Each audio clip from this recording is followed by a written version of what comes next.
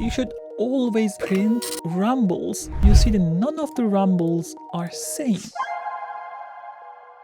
If you watch until the end of the video, I would like to share how you can get these 3 different rumble examples. Don't miss that opportunity. Classic rumble.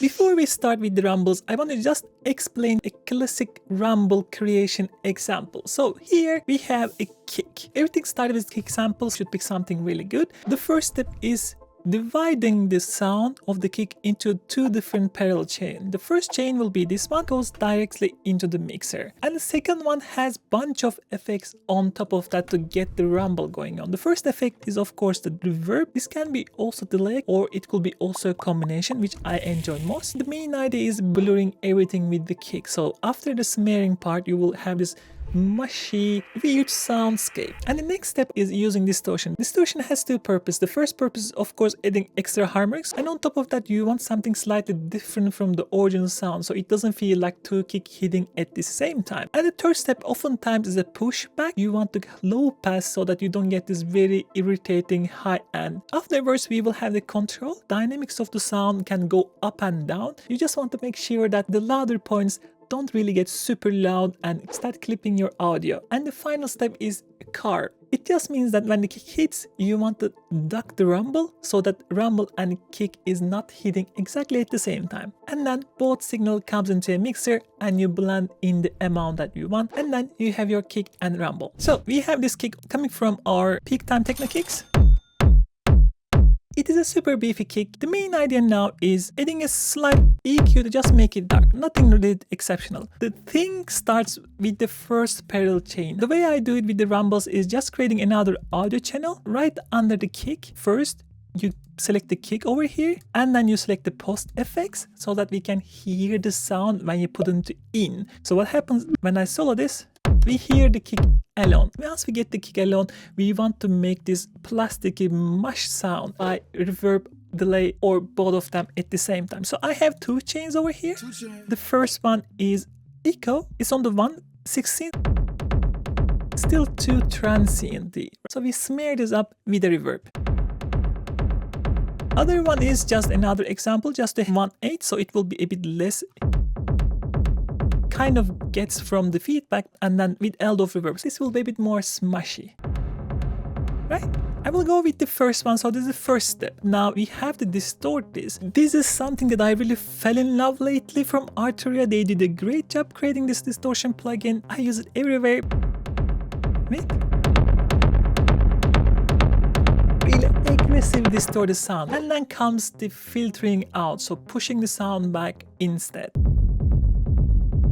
And then we are limiting a little bit. And on top of that, a bit tonal EQ. It's slightly dark. And the final step, sidechaining the kick. I do it 2 ways. The first one will be smoother sidechain, so it's pumping on the rumble itself. Really long release time.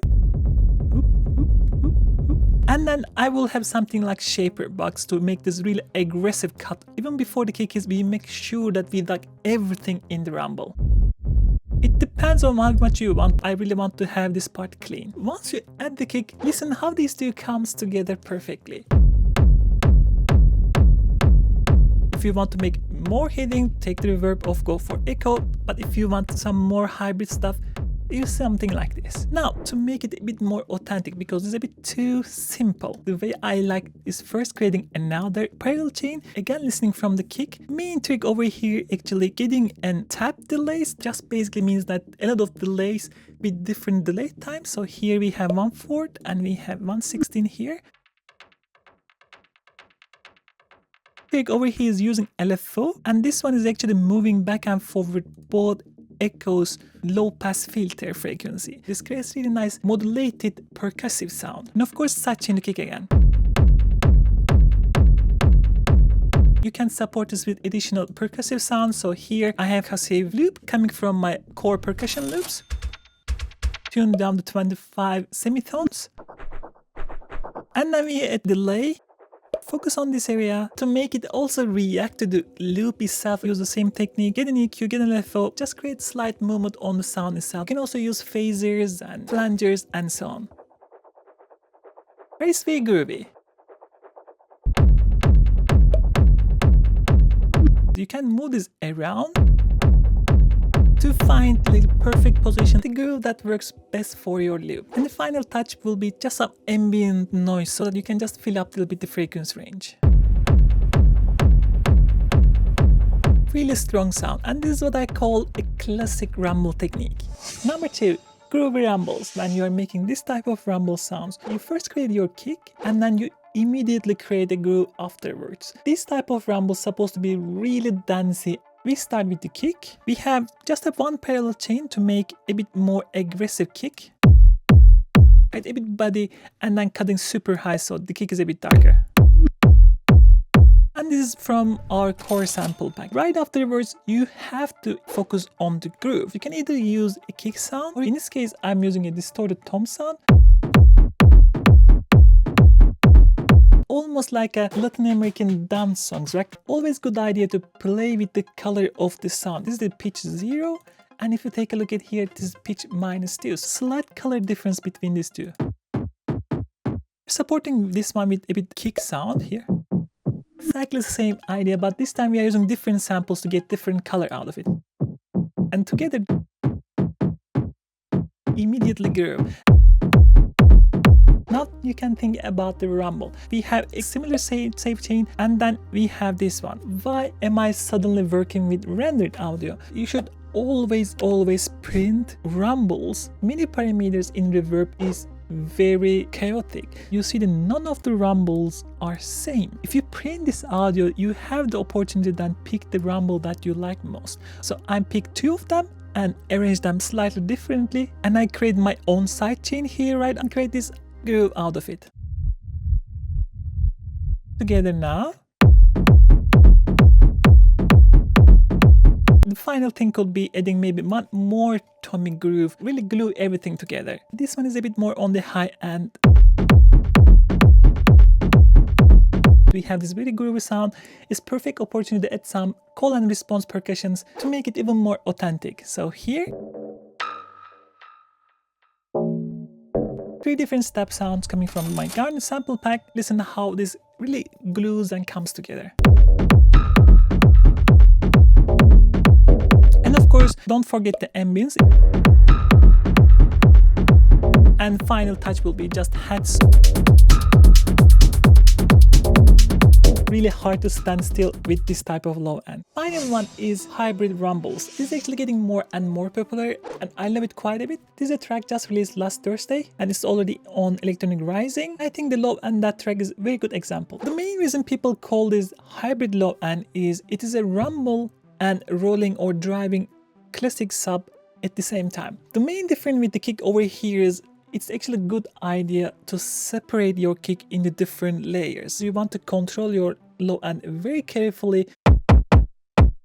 I think that's really different here, the length of the kick. We will have a driving bass over here, and we will have a rumble. So you want just the beginning of the kick and the rest coming from other elements. I use a lot of distortion so that I can get very aggressive with that initial short kick.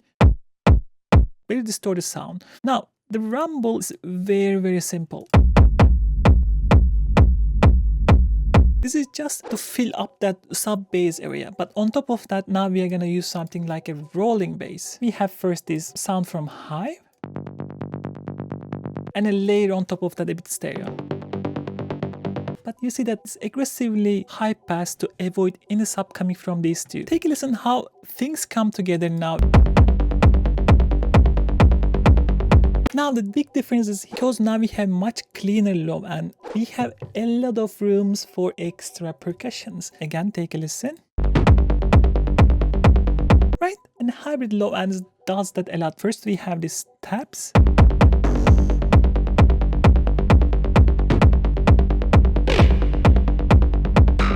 You can hear everything, right? This is the main idea with these hybrid things, and keep the low end contained so that you can use a lot of dark percussions to create really cool ambience. And then we have warm steps and growls on top.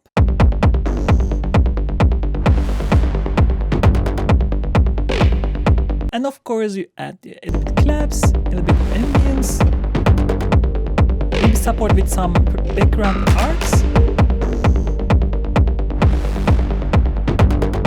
And high end to balance everything off.